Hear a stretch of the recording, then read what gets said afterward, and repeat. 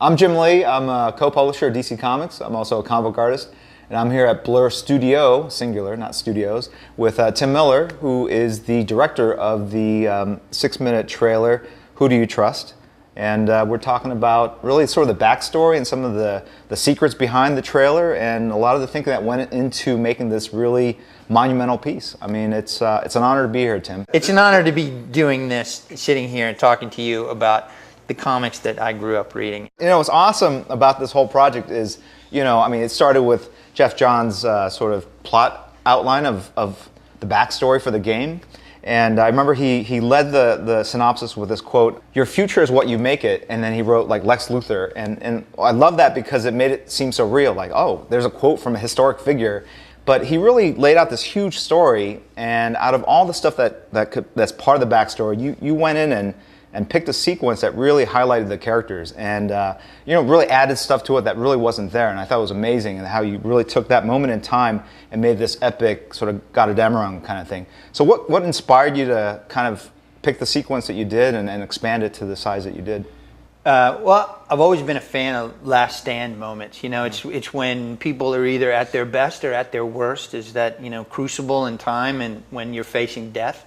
And Jeff's comment there, he had a little piece in the story about the last battle of the superheroes and they all die. And I thought, just as a fan, that's the moment I want to see.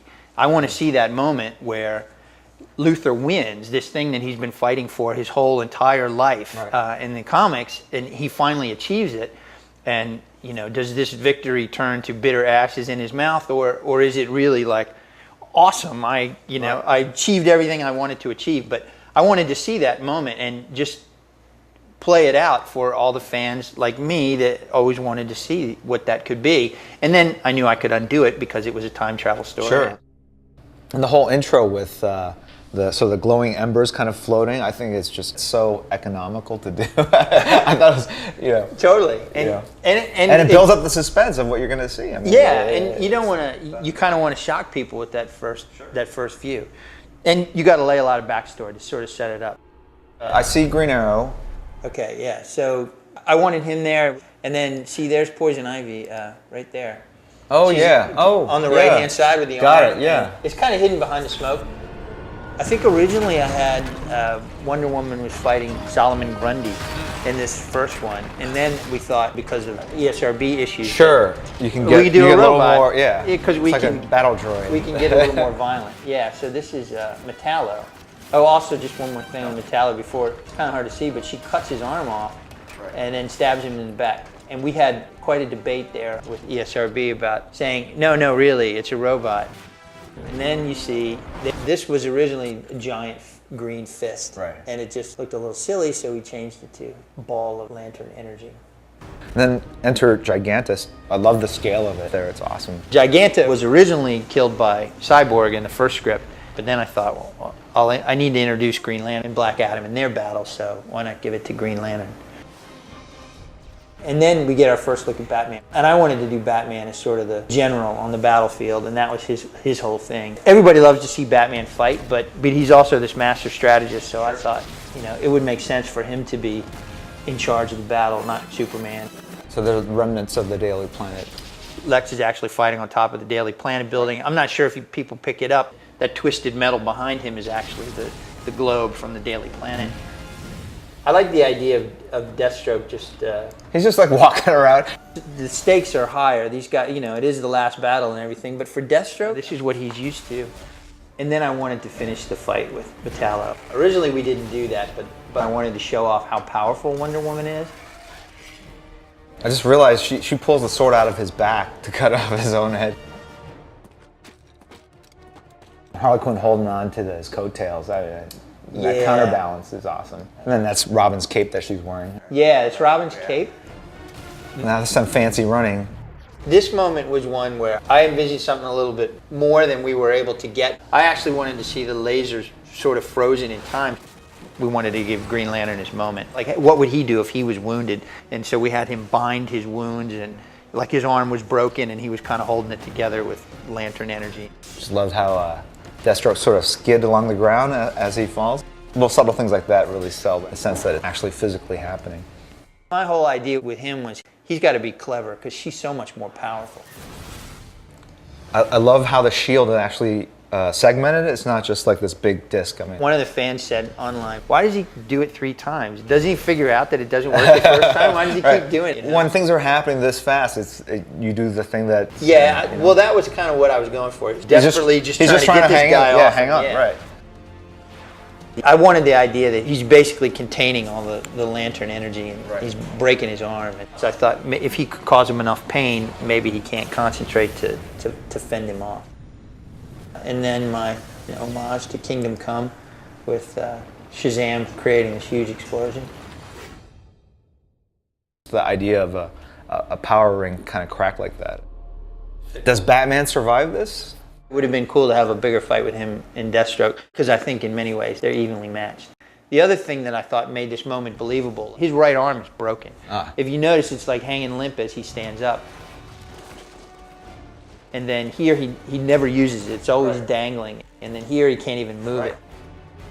So what's on Joker's chest? Is I'm with stupid button. I like the idea of a Joker that's a little more serious about his mayhem. You know, he's got a flak jacket on. He's got some serious weapons here.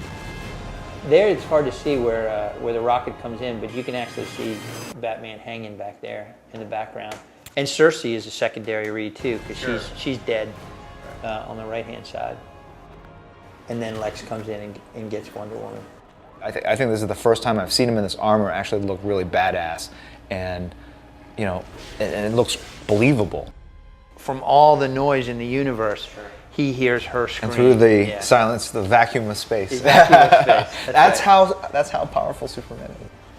And of course, when he hears it, that's the thing that calls him to action.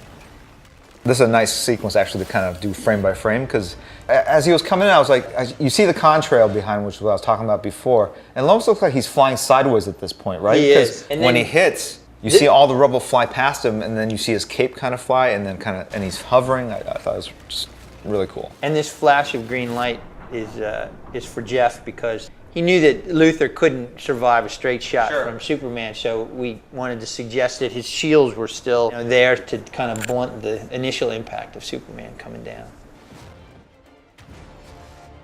There was that great shot by Alex Ross where his red eyes are coming out, and all you see is the steam in the eyes as he's coming out, and he is pissed.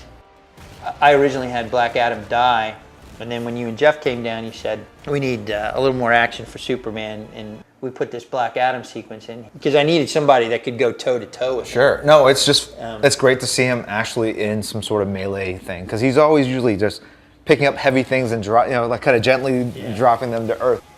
You really highlighted how difficult Superman would be to defeat in battle. I mean, just from the distance he closes when he goes from Black Adam to Luthor, it's just like instantaneous, and there's just no way any guy in a robot suit would be able to react to that, and it's just he's helpless before that kind of unless you have fury. Unless you have some tricks up your sleeve.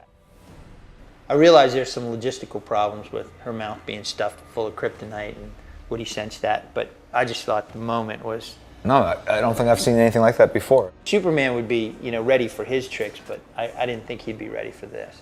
And again, it's using his obvious connection and caring for Wonder Woman to kind of seal his own doom. Absolutely. But of course, it was all according to Lex's plans.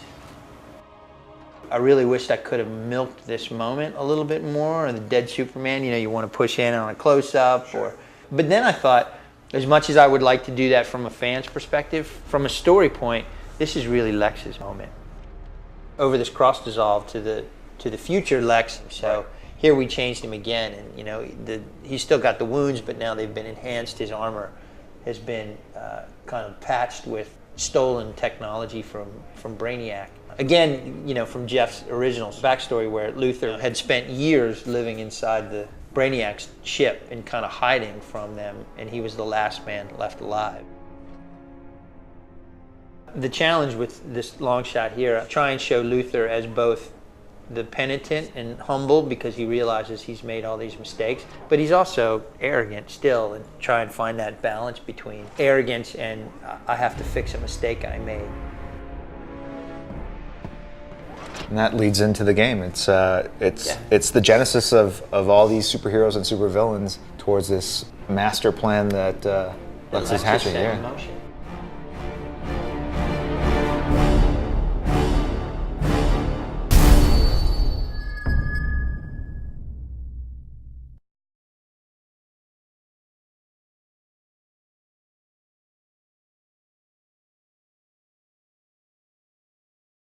Sony.